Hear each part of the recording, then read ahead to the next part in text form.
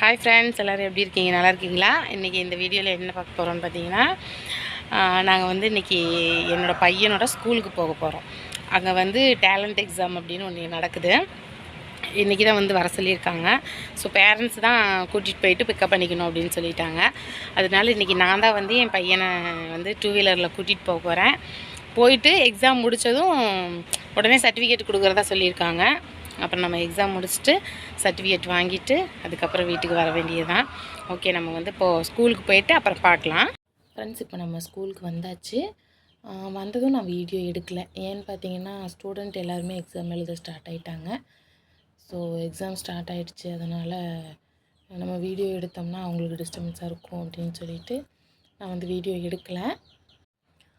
இப்போ நாங்கள் எங்கே இருக்கோம் அப்படின்னு பார்த்தீங்கன்னா, பேரண்ட்ஸ்லாம் வெயிட் பண்ணுறதுக்காக ஒரு ரூம் வந்து அலாட் பண்ணியிருக்காங்க. இது பக்கத்தில் தான் ஸ்டூடெண்ட்லாம் வந்து எக்ஸாம் எழுதிட்டுருக்காங்க கிளாஸ் ரூமில். ஸோ பக்கத்தில் இருக்க ஸ்டூடெண்ட்டோட பேரண்ட்ஸ்லாம் வந்து வீட்டுக்கு போயிட்டாங்க. நம்ம தூரமாக இருந்து வரதுனால வெயிட் பண்ணி பிள்ளைங்களை வந்து பிக்கப் பண்ணிக்கலாம் அப்படின்ட்டு வெயிட் பண்ணி நம்ம கூட்டிகிட்டு போயிடலாம் வீட்டுக்கு அப்படின்ட்டு நாங்கள் வந்து வெயிட் பண்ணிகிட்ருக்கோம். நம்ம கூடவே ஒரு சில குழந்தைங்களோட பேரண்ட்ஸும் வெயிட் பண்ணிகிட்டு இருந்தாங்க. அதுக்கப்புறம் பார்த்திங்கன்னா, குழந்தைங்க ஒவ்வொருத்தராக எக்ஸாம் முடிச்சுட்டு வந்தாங்க. இவங்க தான் என்னோடய பையன். நீங்கள் ஆல்ரெடி வீடியோவில் பார்த்துருப்பீங்க. ஈஸியாக இருந்துச்சா? நல்லா எழுதுனீங்களா?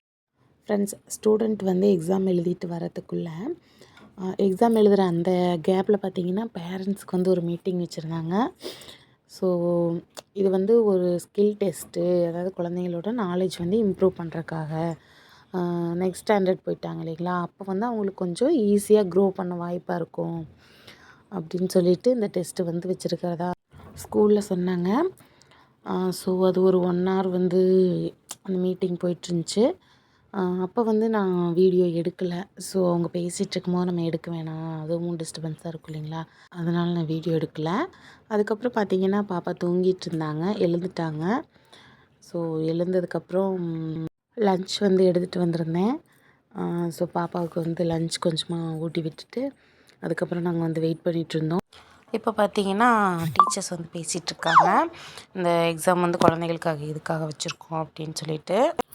ஃப்ரெண்ட்ஸ், எங்கள் பையன் படிக்கிற ஸ்கூலில் இந்த டேலண்ட் எக்ஸாம் எதுக்காக இப்போ நடக்குது அப்படின்னு கேட்கும் பொழுது, இது வந்து நாலேஜ் வந்து இம்ப்ரூவ் பண்ணுறக்காக, இது ஸ்கில் டெஸ்ட் மாதிரி நடக்குது அப்படின்னு சொல்லியிருந்தாங்க. குழந்தைங்க வந்து இந்த லீவ் டைமில் விளையாண்டுட்ருப்பாங்க, படிக்க மாட்டாங்க. ஸோ இந்த டைமில் இந்த எக்ஸாம் வைக்கும் பொழுது அவங்களுக்கு எந்த அளவுக்கு நாலேஜ் இருக்குது அப்படிங்கிறத தெரிஞ்சுக்கிறதுக்காக இந்த எக்ஸாம் வச்சுருக்கோம் அப்படின்னு சொன்னாங்க.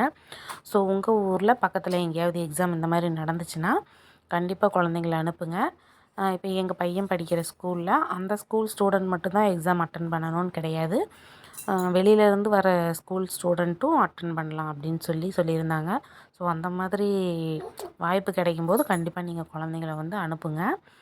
இது வந்து நல்ல ஒரு நாலேஜ் இம்ப்ரூவ் பண்ணுறதுக்கு ரொம்பவே ஹெல்ப்பாக இருக்கும். டீச்சர்ஸ் பேசினதுக்கப்புறம் இப்போ வந்து ஸ்கூலோட பிரின்சிபல் சார் பேசிகிட்ருக்காரு. இவர் பேசினதுக்கப்புறம் சர்டிஃபிகேட் கொடுப்பாங்க. இப்போ பார்த்திங்கன்னா, சார் வந்து பேசி முடிச்சிட்டாரு. இதுக்கப்புறம் வந்து எல்லா குழந்தைங்களுக்கும் சர்டிஃபிகேட் கொடுக்க ஆரம்பிச்சிட்டாங்க.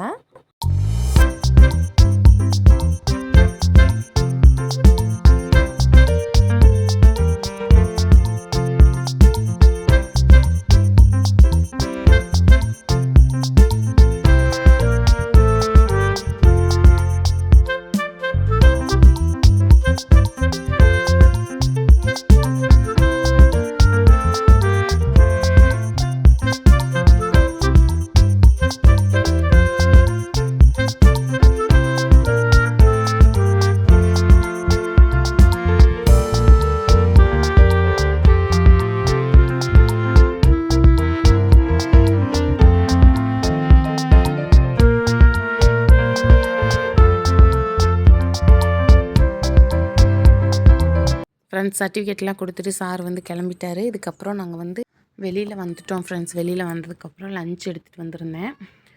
என் பையனுக்கும் பாப்பாவுக்கும் சாப்பிட கொடுத்துட்டு, இங்கே ஒரு குட்டி பையன் நடந்து வரான் பார்த்தீங்களா, அந்த குட்டி பையன் வந்து தயிர் சாதம் கொண்டு வந்திருந்தான். ஸோ நாங்கள் 3 பேரும் ஒன்றா தான் உட்காந்து எல்லாம் சாப்பிட்டோம். சாப்பிட்டு அதுக்கப்புறம் அவங்க பேரண்ட்ஸ் வந்து பிக்கப் பண்ண லேட் ஆகும் அப்படின்னு சொல்லியிருந்தான். அதனால் நாங்கள் கொஞ்சம் நேரம் அந்த பையன் கூட அங்கேயே இருந்தோம். அந்த பையன் வந்து என் பையனோட கிளாஸ்மேட்டு. அதனால் அங்கேயே விளையாடிட்டு இருந்தாங்க 2 பேரும்.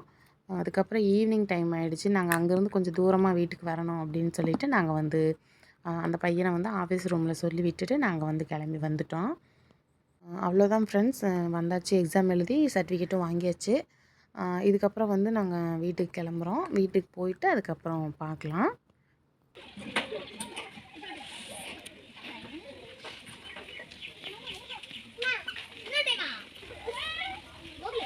ஃப்ரெண்ட்ஸ் இப்போ பார்த்தீங்கன்னா நாங்கள் வீட்டுக்கு வந்துட்டோம்.